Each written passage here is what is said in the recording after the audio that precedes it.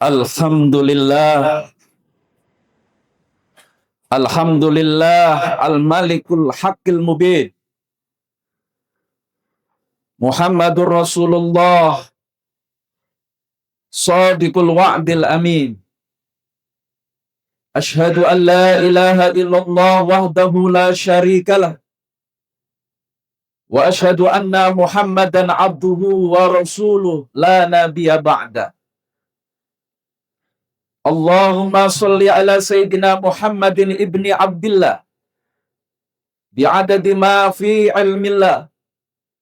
Salatan wa salaman daimaini bidawami mulkillah wa ala alihi wa sahbihi wa mawala. Faya ibadallah, ittaqullah haqqa tuqatih wa la tamutunna illa wa antum muslimun.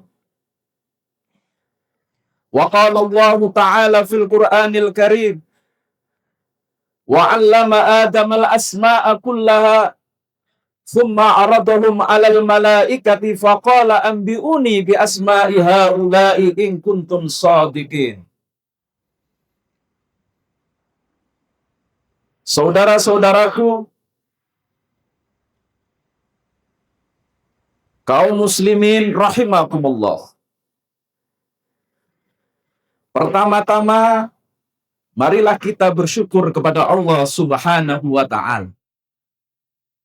Karena pada hari ini Allah memberikan kepada kita kesempatan untuk beribadah, sholat Jum'ah, berjamaah, dan memperdalam ilmu-ilmu Allah Subhanahu wa ta'ala. Di masjid yang kita cintai ini, masjid legenda, para ilmuwan, para guru besar, para mahasiswa yang akan menentukan masa depan bukan hanya Indonesia, tapi peradaban ilmu dan peradaban dunia Islam. Saudara-saudaraku kaum muslimin rahimakumullah. Hakikat bertakwa adalah menjalankan semua perintah Allah dan semua larangan dan menjauhi semua larangan-larangan Allah. Kunci takwa, kata Imam Al-Ghazali, adalah niftahu takwa al-ilmu. Kunci takwa itu ilmu. Maka tidak mungkin Nabi yang beragama Islam, yaitu Nabi Muhammad SAW, itu buta huruf, itu salah. Kenapa salah? Kesalahannya ada penafsiran. Nabi kita bukan manusia yang buta huruf. Nabi kita adalah gudangnya ilmu, sumbernya ilmu. Nabi yang menjadi teladan bagi para ilmuwan. Tidak mungkin buta huruf. Faktanya bagaimana? Di dalam beberapa tafsir, ratusan tafsir yang kami kaji, ternyata kesalahan ini dibikin oleh orientalis, oleh orang-orang yang membenci Islam. Padahal Nabi kita Muhammad SAW adalah an-nabiyul ummi. Ummi pakai hamzah. Ummun artinya itu induk. Ummun artinya itu ibu. Ummun artinya itu sumber. Nabiyul ummi artinya Nabi itu sumbernya ilmu.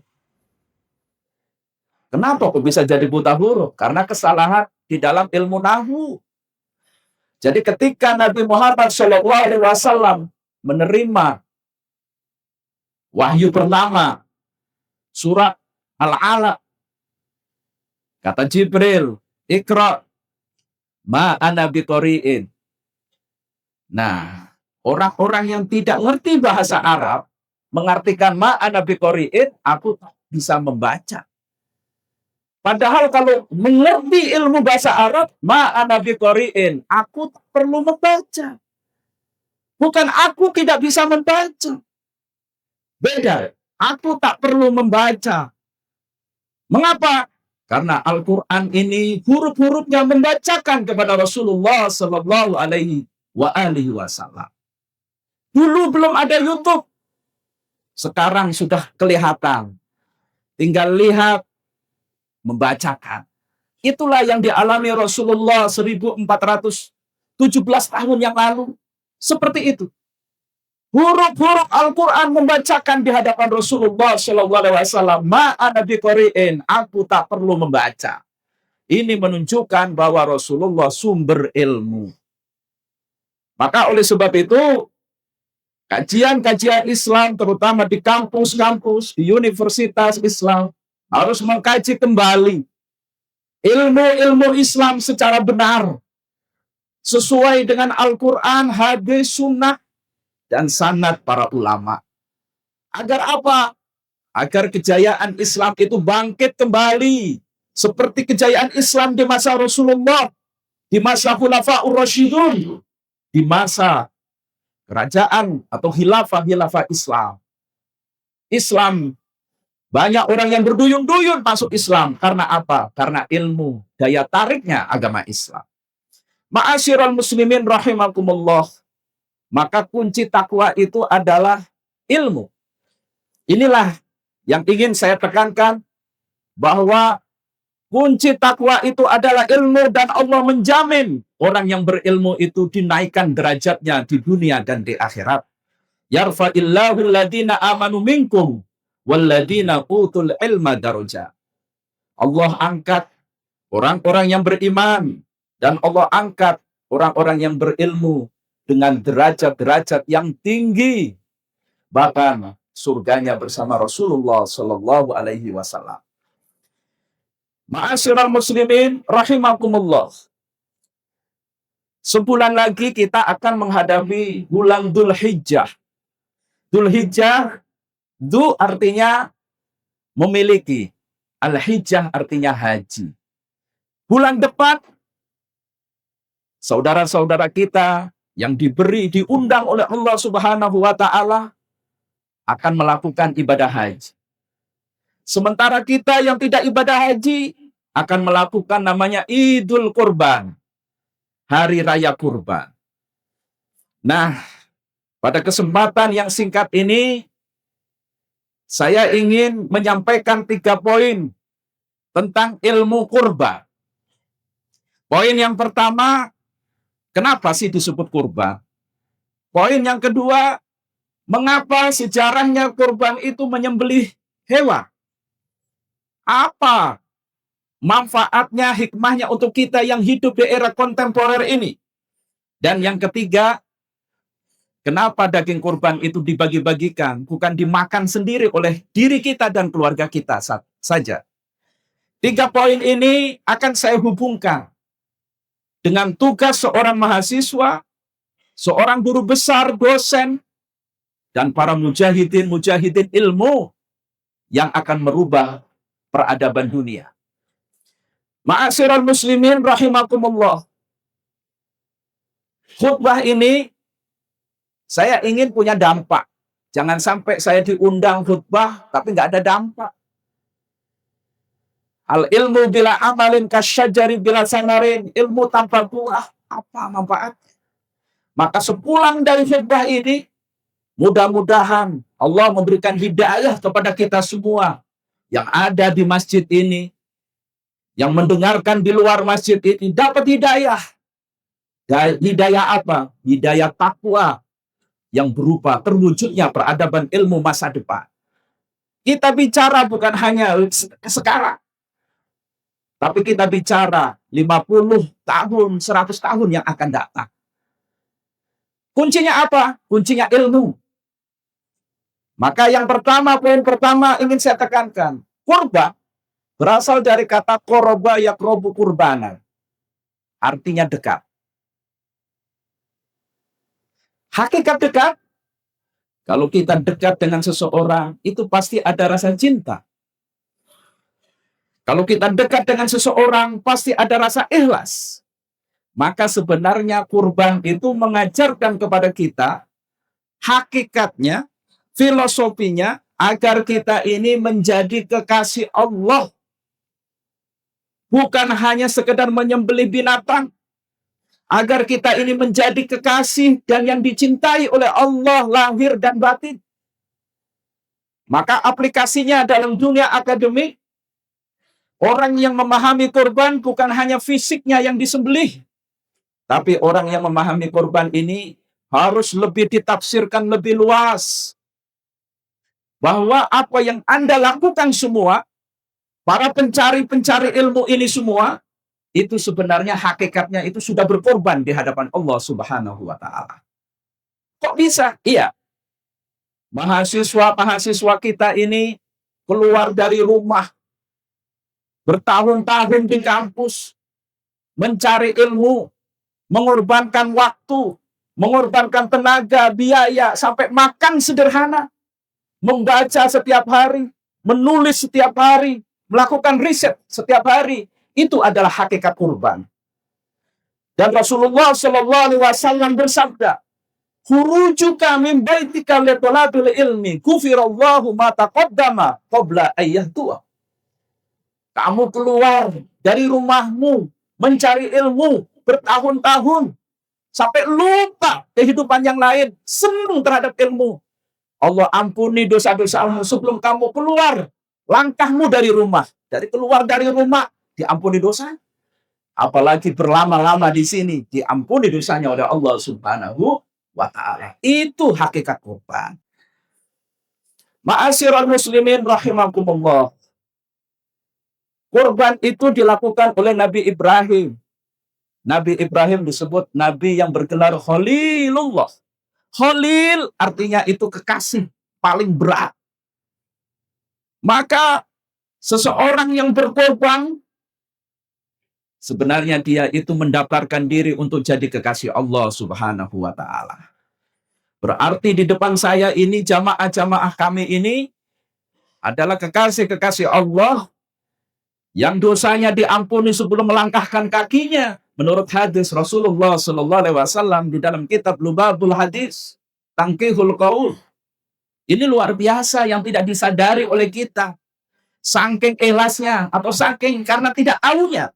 Oleh sebab itu, jadikan kesempatan, power untuk mencari ilmu ini lillahi ta'ala, karena Allah Subhanahu wa Ta'ala. Maka kata kurban ini melahirkan kata cinta, lembut, kasih sayang. Maka orang berilmu itu bukan menambah musuh. Orang berilmu itu merangkul, bukan memukul. Orang berilmu itu bukan senang berdebat, tapi ngasih solusi. Bukan berhenti belajar, tapi terus membaca. Di zaman Nabi Muhammad SAW banyak para ilmuwan. Mereka setiap hari menulis dijadikan sebagai bi'ah, sebagai habit, sebagai kebiasaan. Sehingga karangan-karangan beliau sangat banyak. Seperti Imam Al-Ghazali. Beliau menulis sekian banyak ilmu dari berbagai macam bidang. Sekarang kita tanyakan kepada kita semua, siapa Al-Ghazali baru di abad mendatang ini? Di abad sekarang mendatang ini, adakah nama Al-Ghazali yang menjadi imam, menjadi ilmuwan, yang menjadi teladan bagi zaman sekarang dan 50 tahun yang akan datang? Inilah hakikat takwa. Inilah hakikat kurban yang sebenarnya. Ma'asyiral muslimin rahimakumullah. Poin yang kedua, mengapa kurban yang dimaksud ini adalah menyembelih hewan, seperti yang dicontohkan oleh Nabi Ibrahim. Hewan itu kalau dalam ilmu tasawuf itu metafor. Kalau dalam ilmu fikih memang benar syariatnya adalah menyembelih binatang. Binatangnya itu ada kriteria. Binatang apa? Satu, binatang yang halal.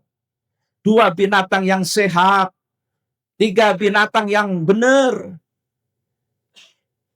Nah, makna metafor dari binatang sebenarnya adalah sifat dan karakter kebinatangan yang ada dalam diri kita. Bagi mahasiswa, bagi guru besar, bagi dosen, sifat kebinatangan itu disebut sifat negatif. Sifat yang merusak. Sifat yang menghalangi dinamika kemajuan ilmu. Apa itu? Malas dan merasa puas. Hakikat berkorban bagi para ilmuwan, para mahasiswa, para guru besar adalah menyembelih sifat malas dan merasa puas terhadap apa yang dipelajari. Kalau kita mampu, maka peradaban dunia, peradaban ilmu ke depan akan menjadi lebih hebat. Ma'asyiral muslimin rahimakumullah. Poin yang ketiga, kenapa hasil dari korban itu tidak dimakan sendiri? Dalam fikih 4 madhab dikisahkan bahwa daging korban itu harus dibagi 3. 1 untuk keluarga dan dirinya sendiri, sepertiganya. Sepertiga buat tetangga dekatnya. Dan sepertiga buat seluruh orang yang kita kenal. Artinya apa? Dalam dimensi akademik, hasil dari riset kita, karya-karya kita, jangan ditumpuk di lemari. Jangan hanya dibaca untuk diri sendiri, disimpan di laptop e-booknya. Sebarkan, luaskan. Buat siapa? Buat masa depan umat. Agar peradaban kita ini lebih maju. Inilah hakikat kurban yang sebenar-benarnya. Ma'asyiral muslimin, rahimakumullah. Saya menambahkan, dari 3 poin itu sebenarnya 3 poin yang harus jadi motivasi kita. Pulang dari masjid ini, diniatin dalam hati kita, dalam mindset kita, saya harus jadi inspirator. Saya harus jadi kekasih Allah yang bisa berkorban untuk kemajuan Islam, kemajuan ilmu, kemajuan kehidupan di era mendatang. Niatin semua. Bayangkan kalau yang hadir ini ada 1.000 orang, punya niat yang sama, 5 tahun, 10 tahun, 100 tahun yang akan datang, Indonesia berubah menjadi baldatun thayyibatun wa rabbun ghafur. Dan peradaban dunia akan berubah. Peradaban Indonesia dimulai dari Universitas Indonesia. Karena ini nomor 1 di Indonesia. Dan peradaban dunia mulai dari Universitas Indonesia ini. Harus jadi pemimpin semua. Kalau perlu yang menjadi sekjen PBB dari alumni Universitas Indonesia. Supaya dunia berubah menjadi lebih baik. Ma'asyiral muslimin rahimakumullah. Sebagai penutup, saya ingin membuka satu istilah yang sering kita kenal dalam dunia akademik, namanya sarjana. Sarjana. Seolah-olah sarjana itu adalah tamatan yang sudah setelah tamat jadi sarjana, berhenti tidak mau belajar. Ternyata sarjana itu sudah ada di zaman dulu, sudah ada. Imam Al-Ghazali mengartikan, sarjana itu berasal dari kata sirjannah. Sir artinya rahasia, jannah surga. Hakikat sarjana itu bukan wisuda. Hakikat sarjana itu sirjannah yang mengetahui ilmu-ilmu surga. Itu yang sebenarnya. Kemudian kenapa berubah? Sarjana hanya jadi wisudawan. Ini kelompok-kelompok yang membenci Islam merubah paradigma. Jadi sirjannah maknanya luas. Menjadi sempit, menjadi wisudawan. Terus dulu ada namanya ijazah. Ijazah itu sanad ilmu sampai Rasulullah Shallallahu Alaihi Wasallam. Dirubah oleh musuh-musuh Islam. Ijazah menjadi ijazah. Surat tanda tamat belajar. Isinya nilai. Belajar sekian tahun, isinya nilai. Padahal sebenarnya ijazah itu adalah sanad ilmu tersambung kepada Rasulullah Shallallahu Alaihi Wasallam. Demikian, mudah-mudahan khutbah singkat ini membuka wawasan kita, memperkuat himmah dan motivasi kita untuk menjadi pengubah dunia menjadi lebih baik. 5 tahun, 50 tahun, 500 tahun yang akan datang. Mudah-mudahan generasi-generasi kita, guru-guru besar, mahasiswa kita dari Universitas Indonesia ini menjadi pionir, menjadi mujaddid, pengubah di masa depan. Amin, amin, ya rabbal alamin. Barakallahu li wa lakum fil Qur'anil Karim. Wa nafa'ana wa iyyakum minal Qur'an wa dzikril hakim. Qulu qawli hadza wastaghfiruh. Innahu huwal ghafurur rahim. اللهم صل وسلم وبارك على سيدنا محمد وعلى آل سيدنا محمد. Alhamdulillah. Alhamdulillah al-malikul haqqul mubin. Muhammadur Rasulullah sadiqul wa'dil amin. Asyhadu an la ilaha illallah wahdahu la syarikalah. Wa asyhadu anna Muhammadan abduhu wa rasuluh la nabiyya ba'da. Allahumma sholli ala sayyidina Muhammadin tibbil qulubi wa dawaiha wa afiyatil abdani wa shifaiha wa nuril absari wa diyaiha wa ala alihi wa sahbihi wa barik wa sallim. Inna Allaha wa malaikatahu yusalluna ala nabi ya ayyuhalladzina amanu sallu alaihi wa sallimu taslima. Ayo kita berdoa kepada Allah Subhanahu wa taala. Allahumma gfir lil mu'minina wal mu'minat wal muslimin wal muslimat al ahya'i minhum wal amwat. Ya Allah, ampunilah dosa-dosa seluruh orang Islam. Ampunilah dosa-dosa seluruh orang mukmin, baik yang masih hidup maupun yang sudah meninggal. Allahumma a'izzal Islam wal muslimin. Ya Allah, muliakanlah agama Islam dan muliakanlah orang-orang Islam. Allahumma inna nas'aluka salamatan fid din wa afiatan fil jasad wa ziyadatan fil ilmi wa barakatan fil rizki wa taubatan qoblal maut wa rahmatan indal maut wa maghfiratan ba'dal maut. Allahumma hawwin alaina fi syaqaratil maut wa najata minan nar wal afwa indal hisab. Allahumma adfa'annal ghala wal bala wal waba wal fahsya wal munkar wassuyufal muhtalifata wasyada'ida wal mihan wal fitan wa ma dhahara minha wa ma batan wa min baladina hada Indonesia khasatan wa min buldanil muslimina amatan innaka ala kulli syai'in qadir. Ya Allah, melalui sholat Jumat ini kami berdoa, majukanlah universitas ini ya Allah. Majukanlah dan jadikanlah universitas ini sebagai pionir untuk peradaban dunia 50 tahun, 100 tahun yang akan datang. Ya Allah, jadikanlah saudara-saudara kami, mahasiswa-mahasiswa, dosen, guru besar di Universitas Indonesia ini, jadikanlah orang-orang yang ilmunya bermanfaat, jadikanlah orang-orang yang memperjuangkan agama Allah, jadikanlah kekasih-kekasih Allah, tinggikan derajatnya di dunia dan di akhirat. Ya Allah, ya Rabbi, selamatkanlah negara kami Indonesia ini. Berikanlah kami Indonesia ini pemimpin yang bertakwa kepada Allah, takut kepada Allah, pemimpin-pemimpin yang memberikan keadilan, pemimpin-pemimpin yang memberikan kesejahteraan kepada seluruh rakyatnya. Ya Allah, ya Rabbi, Rabbana dzalamna anfusana wa illam taghfir lana wa tarhamna lanakunanna minal khasirin. Ya Allah, ampunilah dosa-dosa dan kehilapan kami semua. Rabbana hab lana min azwajina wa min dzurriyyatina. Rabbana atina fid dunya hasanah wa fil akhirati hasanah wa qina adzabannar. Ya Allah, jadikanlah rumah tangga kami rumah tangga yang sakinah, mawaddah, warahmah. Ya Allah, jadikanlah keturunan kami keturunan yang soleh dan soleha.